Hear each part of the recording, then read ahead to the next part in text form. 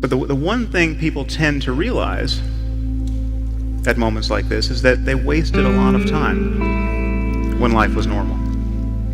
Okay, and it's not just what they did with their time. It's not just that they spent too much time working or compulsively checking email. It's that they cared about the wrong things. They regret what they cared about. Their attention was bound up in petty concerns, year after year, when life was normal. And this is a paradox, of course, because we all know this epiphany is coming. But don't you know this is coming? Don't you know that there's going to come a day when you'll be sick or someone close to you will die, and you'll look back on the kinds of things that captured your attention? Because even if you live to be 100, there's just not that many days in life. It is always now. However much you feel you may need to plan for the future, to anticipate it, to mitigate risks, the reality of your life is now. Our conscious awareness of the present moment is, in some relevant sense, already a memory. But as a matter of conscious experience, the reality of your life is always now. And I think this is a liberating truth about the nature of the human mind. In fact, I think there's probably nothing more important to understand about your mind than that, if you want to be happy in this world. The past is a memory. It's a thought arising in the present. The future is merely anticipated. It is another thought arising now. What we truly have is this moment and this. And we spend most of our lives forgetting this truth, repudiating it, fleeing it, overlooking it. And the horror is that we succeed.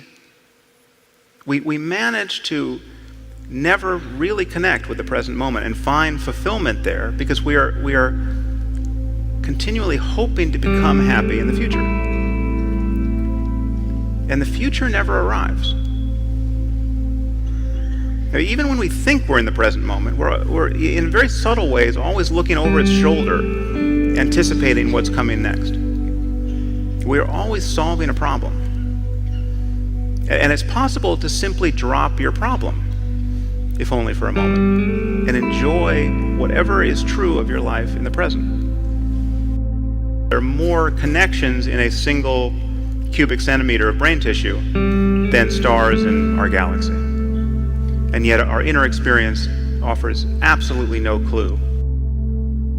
We're subjectively unaware of most of what our minds are doing. And yet when we think about what matters is consciousness and its contents. That consciousness is everything. Our experience of the world, the experience of those we care about, is a matter of consciousness and its contents. So whatever the origins of consciousness, the most important question for us is how can we truly be fulfilled in life? How can we create lives that are truly worth living, given that these lives come to an end? So the frame we put around the present moment is important and largely determines our experience of it. But it seems possible, in fact, to experience life more nakedly than this, to experience it without an obvious frame, to pay attention to the present moment closely enough so that you're not doing anything to it. Now, you might feel that your consciousness is in your head or behind your face, but as a matter of experience, these are just more sensations arising in consciousness. The only evidence of your face and head is as sensation arising in consciousness at this moment.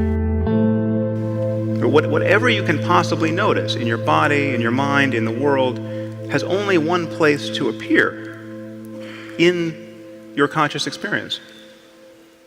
Now, I'm not saying this is all just a dream, but as a neurological matter, it is very much like a dream. It is a dream that is constrained by inputs from the external world.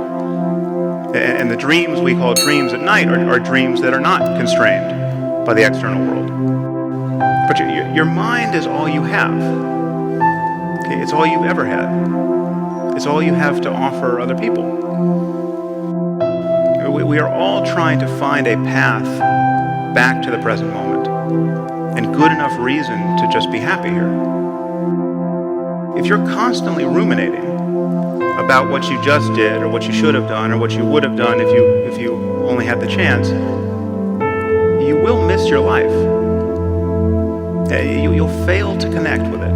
You'll fail to connect with other people. Okay, but being the mere hostage of the next thought that comes careening into consciousness isn't useful. So if there's an antidote to the fear of death and the experience of loss that's compatible with reason, I think it's to be found here. The purpose of life is pretty obvious. We are constantly. Why do we create culture and form relationships beyond matters of mere survival? We are constantly trying to create and repair a world